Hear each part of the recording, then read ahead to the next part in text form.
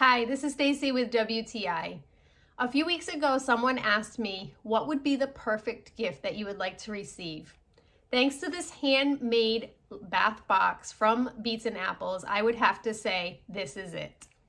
This box is beautiful from the very second that you open it. In fact, I could smell the all-natural lavender essential oils coming right out of the products, even before I opened the box.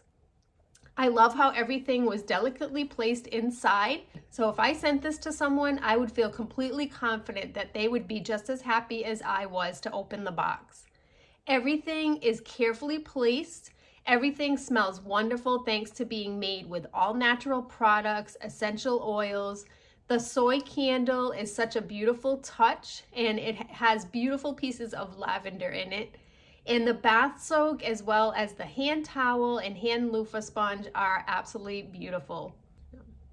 Everything in this box is telling someone everything is going to be okay. It's a nice pick-me-up. It's very calming.